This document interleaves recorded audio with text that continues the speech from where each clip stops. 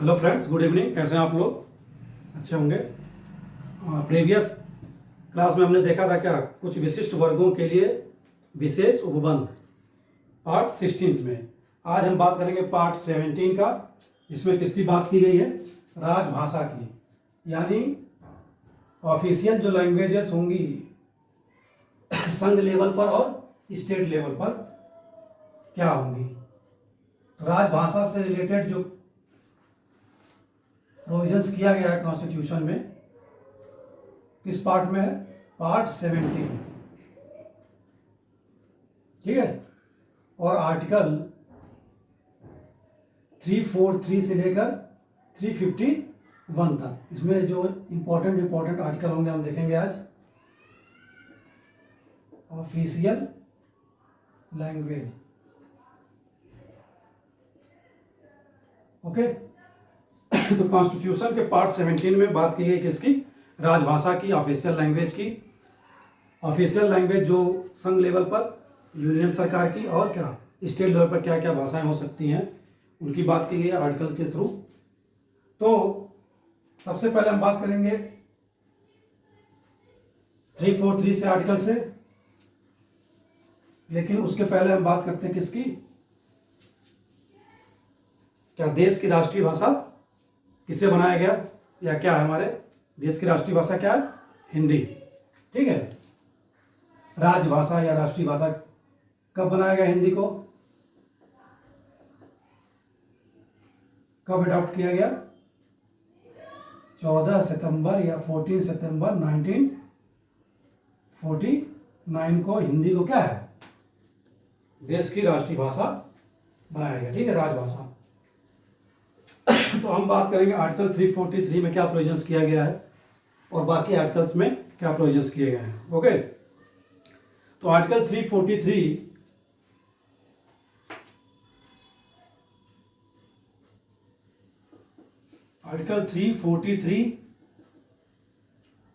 में क्या प्रोविजन है कि संघ की क्या होगी?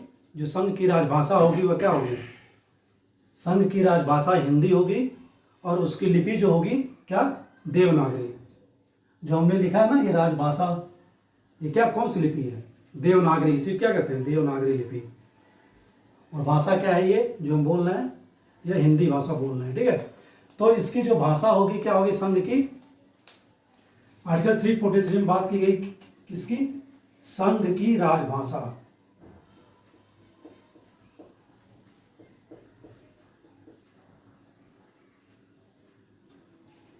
इसमें बात की गई है क्या, प्रोविजंस क्या है कि संघ की जो राजभाषा होगी वो हिंदी होगी, और लिपि जो होगी क्या होगी?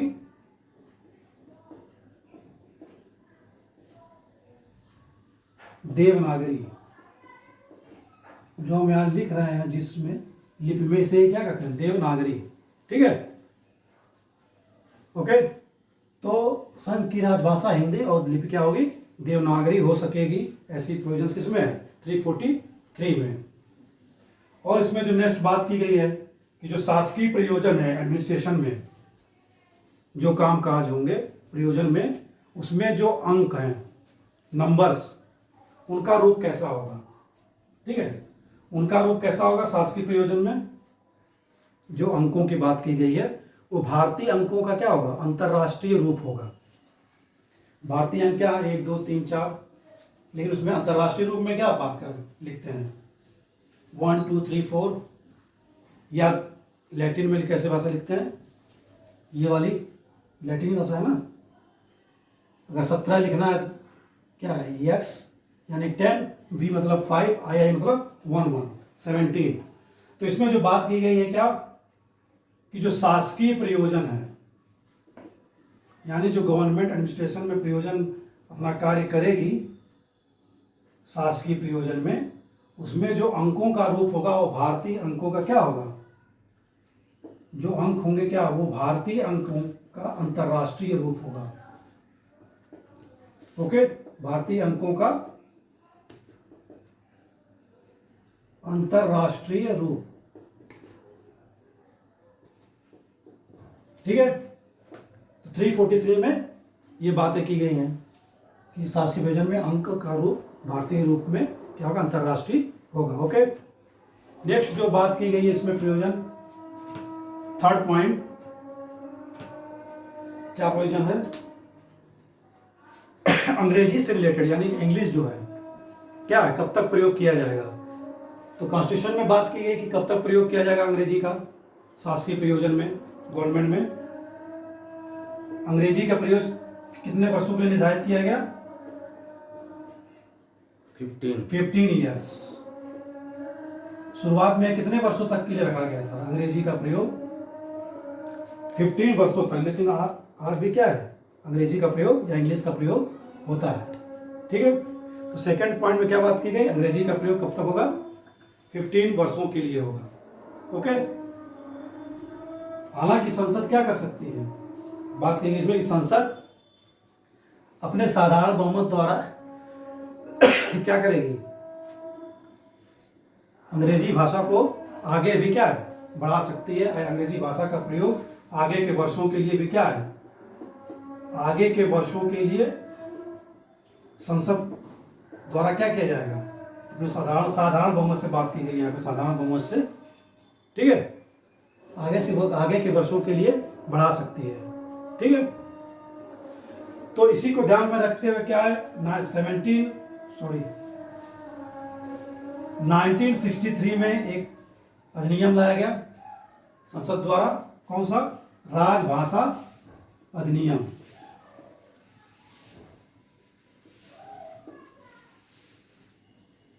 ठीक है, राजभाषा अधिनियम लाया गया। इसमें बात की गई क्या, लैंग्वेजेस का प्रयोग कैसे होगा और कब तक होगा। ठीक है, सुप्रीम कोर्ट, हाई कोर्ट में क्या लैंग्वेजेस की प्रयोग होंगी, इसकी बात करेंगे हम आगे। तो इसमें बात की गई राजभाषा अधिनियम में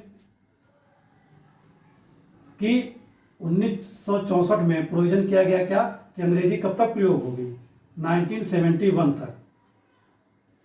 ठीक है, बात की गई कि 1971 तक अभी हम क्या है, और अंग्रेजी भाषा का प्रयोग शासकीय प्रयोजन में क्या करेंगे। लेकिन उसके पहले ही 1967 में फिर क्या किया गया कि अंग्रेजी भाषा को क्या कर दिया गया, अनिश्चित काल तक, मतलब समय सीमा निर्धारण नहीं किया गया, बात की गई क्या कि अनिश्चित काल तक प्रयोग की बात की गई इंग्लिश की, अंग्रेजी भाषा की।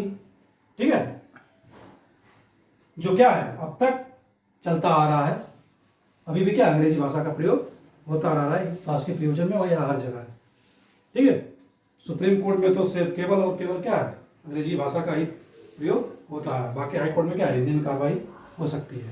ठीक है, और अनिवार्य किया गया कि हिंदी भाषा के साथ क्या है, अंग्रेजी का प्रयोग अनिवार्य कर दिया गया। ठीक है, अनिश्चित काल तक, और हिंदी भाषा के साथ अंग्रेजी का प्रयोग, ठीक है, अनिवार्य। कुछ विशिष्ट मामलों में क्या किया गया, कुछ विशिष्ट मामले जैसे कि हाई कोर्ट की कार्रवाई है, उसके जो निर्णय फैसले आ रहे हैं, कार्रवाई तो हिंदी में हो रही है, लेकिन क्या है, उसके जो फैसले आएंगे, निर्णय आएंगे, जो आदेश दिया जाएगा, वो हिंदी तो रहे, हिंदी भाषा में तो रहेंगे, लेकिन उसके साथ अंग्रेजी भाषा का रूपांतरण भी उसके साथ क्या होगा, अटैच होगा, संलग्न होगा। ठीक है, इस तरह कुछ विशिष्ट जगहों पर क्या है, हिंदी के साथ क्या है, अंग्रेजी का प्रयोग अनिवार्य कर दिया गया। तो ये बात होगी आर्टिकल 343 में भाषा की राजभाषा। ओके, कि संघ की राजभाषा क्या होगी। अब बात करेंगे हम आर्टिकल 344 का,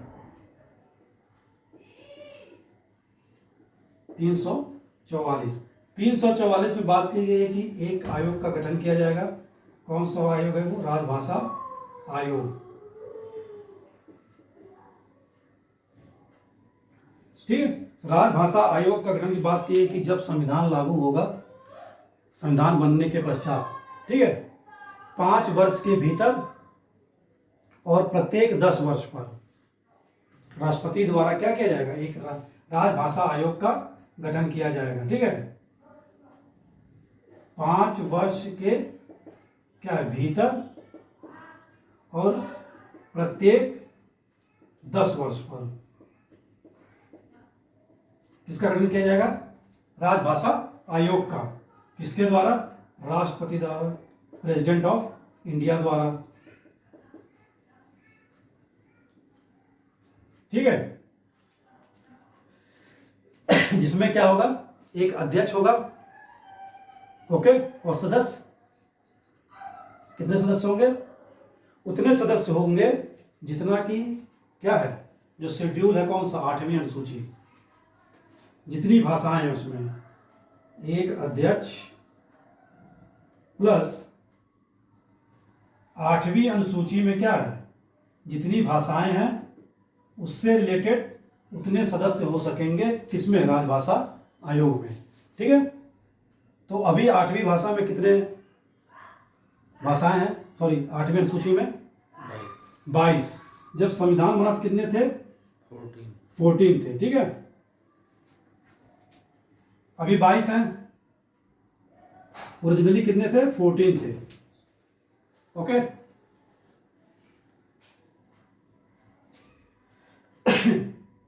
तो इसको देखते हैं हम लोग कि कब किस भाषा को जोड़ा गया। 22 भाषा, पहले 14 थी, अब 22 हो गया, यानी 8 भाषाओं को जोड़ा गया। तो सबसे पहले सिंधी भाषा को जोड़ा गया। कब? 1967 में। ठीक है, किस कॉन्स्टिट्यूशनल अमेंडमेंट एक्ट के तहत? 21 कॉन्स्टिट्यूशनल अमेंडमेंट एक्ट के तहत। फिर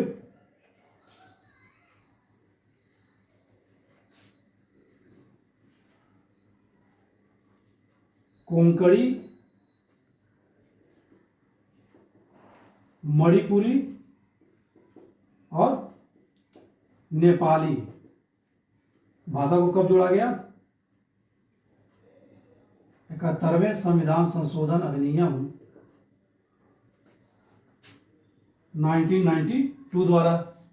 ठीक है, 1 2 3 4, ठीक, 14 4 18। अब एक साथ क्या है? 4 भाषाएं जोड़ी जाएंगी। मैथिली,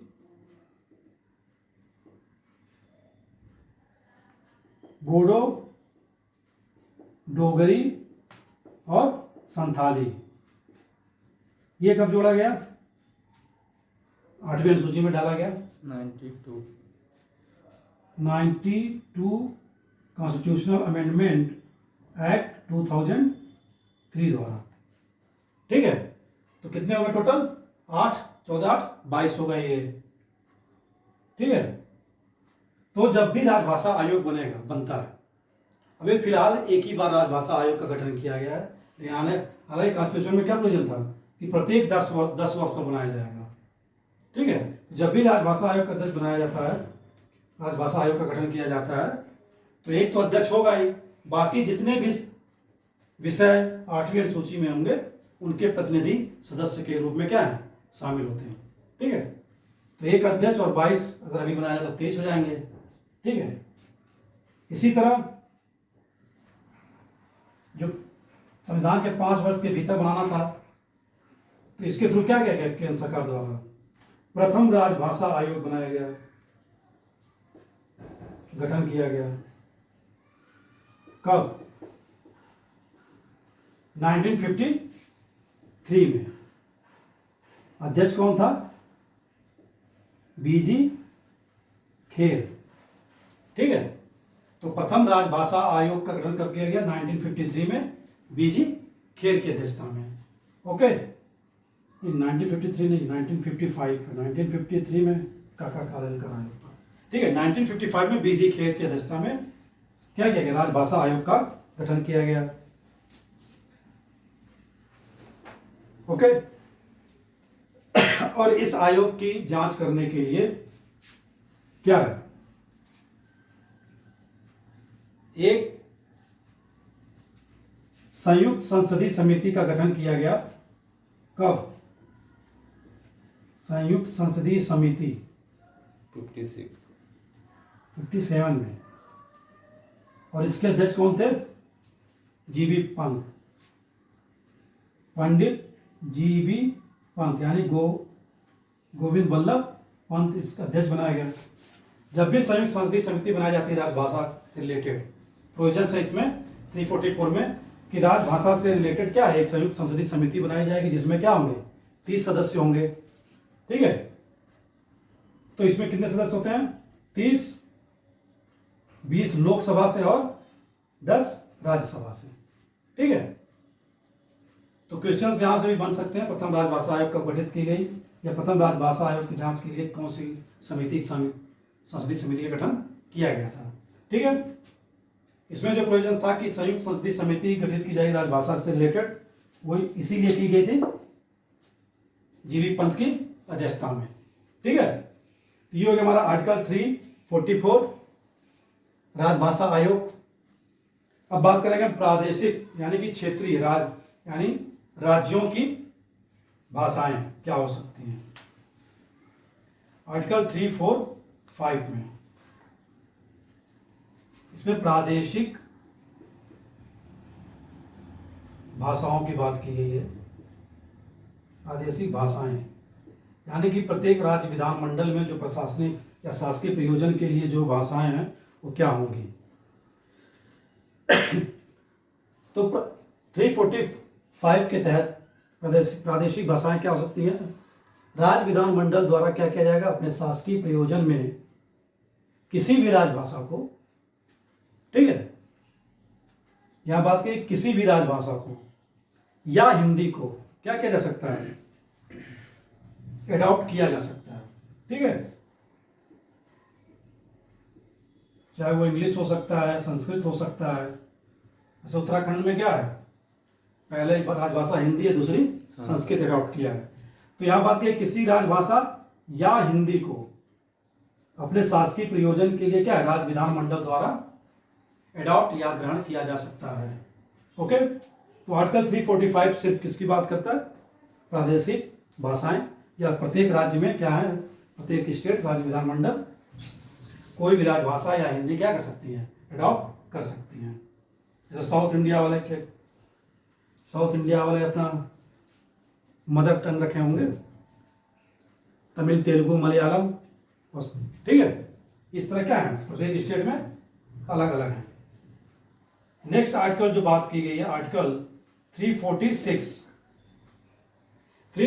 बात करता है एक राज्य से दूसरे राज्य के बीच क्या, पत्राचार आदि के लिए राजभाषा का प्रावधान। तो ये भी किसमें है, राज्य विधानमंडलों के भी स्वविवेक पर छोड़ा गया है कि दो राज्यों के बीच अगर पत्राचार करना है, हालांकि अभी मुझे लगता है दो राज्यों के बीच पत्राचार किस भाषा में होता होगा, अंग्रेजी में, ठीक है, इंग्लिश में ही होता है फिलहाल। तो भी दो राज्यों के बीच पत्रादि का प्रावधान। ठीक है, तो दो राज्य क्या है, आपस में क्या कर सकते हैं, पत्राचार या शासकीय प्रयोजन के लिए किसी भी भाषा का प्रयोग कर सकते हैं। फिलहाल अभी क्या है, अंग्रेजी भाषा का प्रयोग मैक्सिमम तौर पर दो स्टेट्स के बीच या सेंटर स्टेट्स के बीच क्या है, किया जाता है।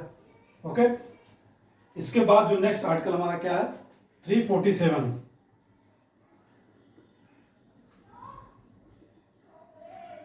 आर्टिकल 347 किसकी बात करता है कि राज्य में कोई जनसंख्या है, ठीक है, उसका एक अलग लैंग्वेज है, भाषा है, ठीक है, वो ST कुछ भी हो सकते हैं, उनके अपनी एक अलग संस्कृति है, कल्चर है, उनका एक अपनी अलग क्या है, लिपि है। ठीक है, राज्य में कोई जनसंख्या या नागरिक हैं,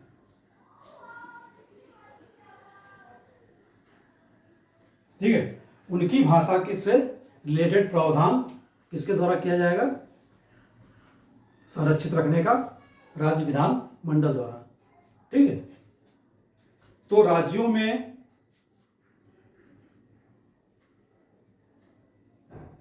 राज्यों की कोई जनसंख्या, एक मिनिमम जनसंख्या, मैक्सिमम तो नहीं, मैक्सिमम तो किसी भाषा को बोलते होंगे, लेकिन जो मिनिमम जनसंख्या में है और जिनकी क्या है, अपनी एक अलग भाषा है या लिपि है, उसको संरक्षित करने का प्रयास कौन करता है, राज्य विधानमंडल द्वारा किया जाएगा। ठीक है, ये हो गया आर्टिकल 347। आर्टिकल 348 न्यायालयों से रिलेटेड है। सुप्रीम कोर्ट और हाई कोर्ट, ठीक है। सुप्रीम कोर्ट और हाई कोर्ट की क्या बात करता है इसमें? राजभाषा के लिए क्या उपबंध है, की जाने वाली कार्रवाइयों के लिए क्या उपबंध किया जाएगा, क्या अधिनियम या क्या विधेयकों का जो प्रयोग होगा वो किस भाषा में होगा सुप्रीम कोर्ट में, ठीक है। तो इसकी बात की है क्या, केवल और केवल किस में प्रयोग होगा, अधिनियम विधेयक जो भी सुप्रीम कोर्ट में जो उनकी भाषा होगी क्या होगी, केवल किसमें होगी, अंग्रेजी में। और ये प्रोविजन किसमें है, राजभाषा अधिनियम 1963 में ये प्रोविजन किया गया था कि हाई कोर्ट और सुप्रीम कोर्ट के में जो राजभाषा का प्रयोग किया जाएगा, की जाने वाली जो भाषा है किसी अधिनियम या विधेयक से रिलेटेड, वो सिर्फ और सिर्फ किसमें होगी, अंग्रेजी भाषा में होगी, ठीक है। लेकिन राज्यों से रिलेटेड क्या है, हाई कोर्ट से रिलेटेड राज्यपाल क्या कर सकता है, किसी हाई कोर्ट की कार्रवाई को क्या है, हिंदी भाषा में या उस स्टेट की राजभाषा में, एक स्टेट में कई भाषाएं होती हैं जो मैक्सिमम होगी, तो राज्यपाल क्या है, राष्ट्रपति की पूर्व अनुमति से, ठीक है, अपने स्टेट्स में हाई कोर्ट की जो कार्रवाई है अपने राज्य की राजभाषा में या हिंदी में सुनिश्चित कर सकता है, ठीक है, ओके। लेकिन सिर्फ कार्यवाही जो है, सिर्फ कार्यवाही राजभाषा या क्या होगा, हिंदी में होगी, ठीक है। लेकिन जब हाई कोर्ट या उच्च न्यायालय क्या करेगा, अपने निर्णय फैसला देगा, आदेश पारित करेगा, तो वह किसमें होगी, केवल अंग्रेजी में होगी, ठीक है। सिर्फ उच्च न्यायालय हाई कोर्ट में क्या कार्रवाइयां हिंदी या राजभाषा में हो सकती हैं, लेकिन जो फैसला आएगा हाई कोर्ट का, निर्णय आएगा, आदेश आएगा, वो किस भाषा में आएगा, अंग्रेजी भाषा में आएगा, ठीक है। ये बात की गई किसमें, आर्टिकल 348 में। लेकिन जो निर्णय की बात की गई अभी, वो क्या किया गया, आर्टिकल 1963 में, सॉरी आर्टिकल नहीं, ईयर 1963 में जो राजभाषा अधिनियम आया, उसमें कुछ प्रावधान किए गए कि राज्यपाल क्या कर सकता है, राष्ट्रपति की पूर्व अनुमति से जो फैसले, निर्णय और आदेश पारित किए जाएंगे, ठीक है, वह राज्य की किसी भी भाषा में हो सकता है या हिंदी में हो सकता है फैसलों का, ठीक है, छप सकता है वो फैसला या किसी भी राजभाषा में या हिंदी में तो छपेगा ही, ठीक है। लेकिन उसके साथ क्या है, इंग्लिश को कंपलसरी किया गया, उसका संलग्न किया जाएगा, मतलब जोड़ा जाएगा, इंग्लिश का भी क्या है, रूपांतरण होना अनिवार्य है, ठीक है। तो आर्टिकल नहीं, राजभाषा अधिनियम 1963 में प्रावधान किया गया क्या, राज्यपाल ऐसा कर सकता है, हाई कोर्ट के निर्णय, फैसलों और आदेशों को राज्य की राजभाषा राजभाषा या हिंदी के साथ साथ क्या, अंग्रेजी भी उसमें क्या होगी, संलग्न होगी, ठीक है। ये हो गया हमारा आर्टिकल 348। लेकिन अभी क्या, यूपी, बिहार, एमपी, राजस्थान क्या है, हिंदी बेल्ट क्षेत्र हैं, तो अभी जो कार्रवाइयाँ होती हैं और जो छपते हैं निर्णय क्या है, अंग्रेजी के साथ साथ हिंदी में भी हैं, ठीक है। सुप्रीम कोर्ट में हिंदी का प्रयोग वर्जित है, अभी भी वर्जित है। वहाँ याचिकाएं क्या हुआ, वहाँ जो याचिका सुप्रीम कोर्ट सुनवाई करता है, अगर वो हिंदी में है तो वो एक्सेप्ट ही नहीं करेगा। दिक्कत ये बताइए, हिंदुस्तान में हिंदी में सिर्फ और सिर्फ अंग्रेजी में अगर याचिका है, कोई पिटीशन फाइल किया है, तो उसी पर क्या होगा, आगे वो सुनवाई करेगा, ठीक है। ये विडंबना है अभी सुप्रीम कोर्ट में ओके। तो नेक्स्ट जो आर्टिकल हम बात करेंगे, एक दो आर्टिकल और रह गए हैं, 350 और 351। इसको मिटा ही लेते हैं इधर लिखने में।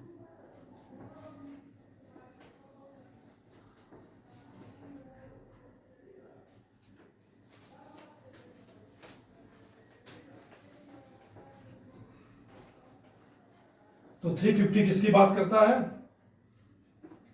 भाषाई अल्पसंख्यकों की, ठीक है, उसमें उनके और मातृभाषा की, मातृभाषा में शिक्षा की।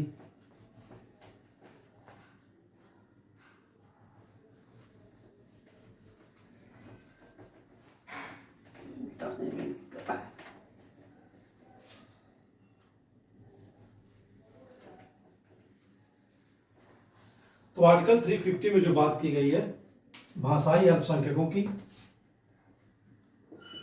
आर्टिकल 350 किसकी बात की गई है? भाषाई अल्पसंख्यक।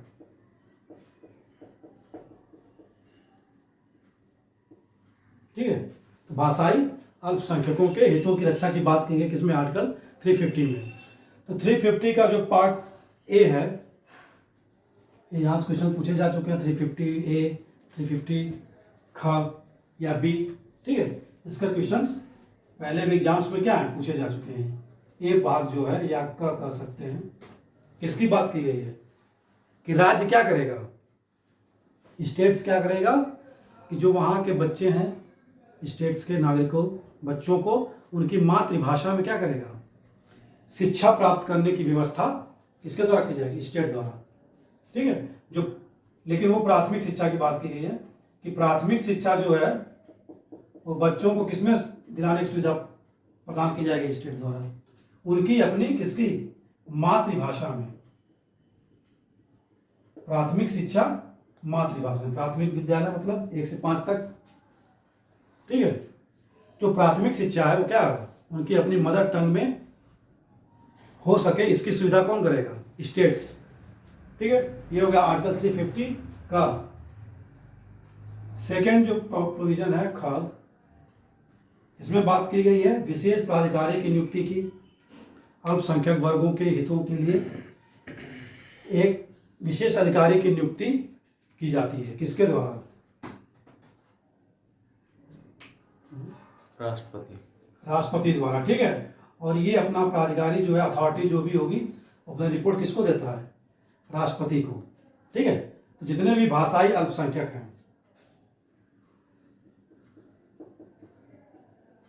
कॉन्स्टिट्यूशन में किसकी बात की गई है? अल्पसंख्यकों की, सिर्फ भाषाई अल्पसंख्यक की बात की गई है। धार्मिक अल्पसंख्यक की कहीं भी क्या है? कॉन्स्टिट्यूशन में मेंशन नहीं है। तो भाषाई अल्पसंख्यकों के हितों की रक्षा करने के लिए एक क्या है? प्राधिकारी का नियुक्त किया जाएगा, प्राधिकारी अथॉरिटी। किसके द्वारा? राष्ट्रपति द्वारा। ठीक है, जो क्या है संविधान में जो भी उनके प्रोविजंस किए गए हैं भाषाई अल्पसंख्यकों के लिए, ठीक है, उसकी जांच करने के लिए किस राष्ट्रपति क्या करेगा? एक अथॉरिटी की नियुक्ति करेगा। ओके, और ये अपने रिपोर्ट जो संवैधानिक प्रावधानों से रिलेटेड है जांच करने के बाद किसको देता है? राष्ट्रपति को। और राष्ट्रपति किसके पास भेजता है? संसद के पास, क्योंकि अल्टीमेट लास्ट अथॉरिटी कानून बनाने का किसके पास है? पार्लियामेंट के पास। कुछ भी प्रोविजंस करना हो तो, ठीक है, तो राष्ट्रपति फिर संसद के पास भेजता है। ओके, ये हो गया आर्टिकल 350। नेक्स्ट जो आज का और जो आज के हमारे क्लास का लास्ट आर्टिकल है राजभाषा से रिलेटेड, वो कौन सा है? 351। इसमें बात की गई कि हिंदी जो विषय है, या हिंदी विषय नहीं, हिंदी भाषा, हिंदी भाषा के विकास के लिए निर्देश दिया गया है। निर्देश यानी निर्देश किसको?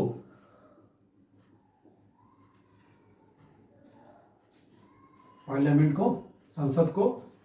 क्या कि संसद क्या करेगी? हिंदी भाषा के प्रसार विकास के लिए, एक्सपेंशन के लिए, डेवलपमेंट के लिए प्रयास कर सकेगी। ठीक है, ताकि क्या किया जा सके, जो सामाजिक संस्कृति है भारत की, ठीक है, उसकी अभिव्यक्ति क्या में बाधा न बने, भाषा बाधा न बने। ठीक है, अगर अलग अलग स्टेट में हिंदी भाषा का विकास होगा, एक दूसरे से लोग क्या करेंगे? हिंदी भाषा में अगर बात करते हैं तो संस्कृति जो सामाजिक रूप से, सोशली कल्चर्स आपस में क्या होंगे? उसको एक्सप्रेस करने का मौका मिलेगा एक दूसरे से। ठीक है, उसी की बात क्या की गई, हिंदी भाषा का विकास के लिए संसद क्या कर सकेगी, प्रसार विकास के लिए प्रयास कर सकेगी। ओके, तो ये हो गया हमारा आर्टिकल 351, जिसमें हमने राजभाषा का बात की, राजभाषा पार्ट 17 में कॉन्स्टिट्यूशन के। ठीक है, नेक्स्ट आज क्लास एंड करते हैं, नेक्स्ट कल देखेंगे अगला 18 आपातकाल। नमस्कार, शुभ रात्रि।